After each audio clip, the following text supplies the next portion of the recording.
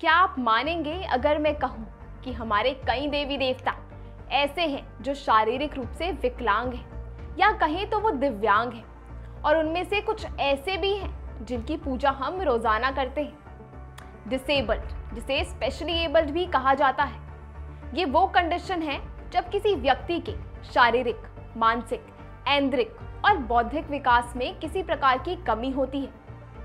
पर इन कमियों के बावजूद भी इन्हें हम किसी से कम नहीं आंकते और देवों की उपाधि देते हैं। और देखा जाए तो हमारे ये देवता आम देवताओं से भी ज्यादा पावरफुल थे। तो चलिए बात करते हैं पहले देवता की, तो वो है कुबेर। कुबेर जो कि धन के देवता हैं और धन का खजाना इन्हीं के कंट्रोल में रहता है। ब्रह्मा जी ने इन्हें समस्त संपत्ति का स्वामी बनाया था। साथ ही इनके द्वारा कठिन तपस्या से प्रसन्न होकर भगवान शिव ने इन्हें उत्तर दिशा का लोकपाल बनाया। पृथ्वी में जितने भी कोश हैं, सबके अधिपति कुबेर ही हैं, पर इनकी पीठ में कुबड़ है। ये एक आंख वाले पिंगली कहलाते हैं। दरअसल भगवती जगदम्बा उमा द्वारा श्राप के कारण इनकी एक आंख नष्ट हो गई थी, पर बाद में ये भगवती की पूजा करके निधियों के स्वामी बने थे। आगे बात करें अगले देव की, तो वो है न्याय के देवता शनिदेव। शनि की टेढ़ी चाल से तो हम सभी डरते हैं। शनि की वक्री चाल को उल्टी या टेढ़ी चाल भी कहा जाता है। पर क्या आप जानते हैं कि शनि की टेढ़ी चाल के पीछे क्या कहानी है? दरअसल शनि एक श्राप की वजह से टेढ़ी चाल चलते हैं। पौराणिक कथाओं के अनुसार सूर्यदेव की दो पत्नियां थीं, माता संज्ञा और माता छाया। शनिदेव माता छाया के पुत्र थे और यम और यमुना माता संज्ञा की संतानें थीं। माता छाया के लिए सभी संतानें एक समान थी, लेकिन माता संज्ञा शनिदेव को ज्यादा पसंद नहीं करती थी। एक दिन शनिदेव ने माता संज्ञा से भोजन मांगा। माता संज्ञा ने शनिदेव को भोजन के लिए प्रतीक्षा करने को कहा, जबकि अपनी संतानों को उन्होंने भरपेट खाना खिलाया।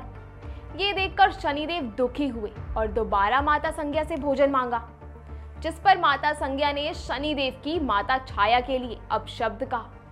वो अपनी माता का अपमान सह ना सके और उन्होंने क्रोध में आकर अपने पैर से माता संज्ञा के गर्भ पर वार कर दिया।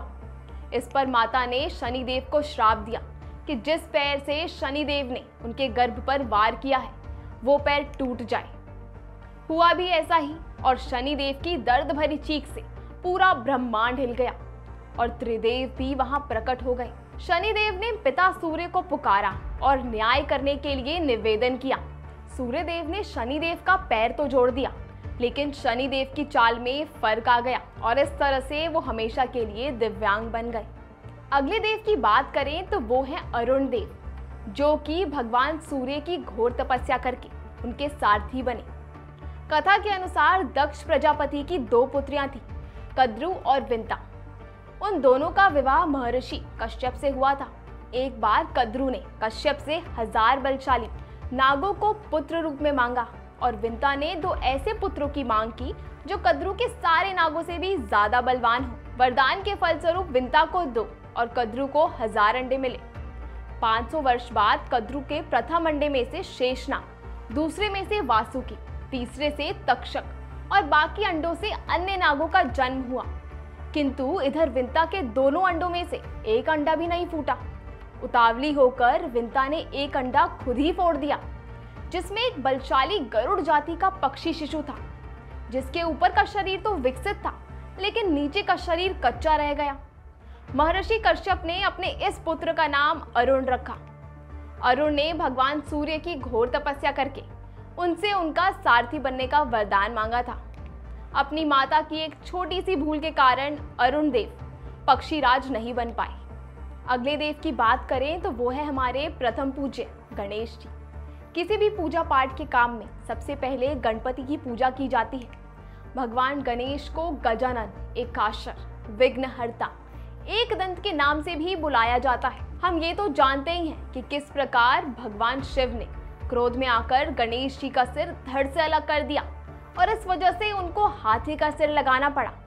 इसके साथ ही जब एक बार भगवान शिव और माता पार्वती विश्राम कर रहे थे और गणेश जी द्वार पर पहरा दे रहे थे, तभी भगवान शिव से मिलने के लिए परशुराम जी आए, लेकिन गणेश जी ने इनकार कर दिया इस पर परशुराम जी को गुस्सा आ गया और उन्होंने अपने अस्त्र से गणेश जी का एक दांत तोड़ दिया।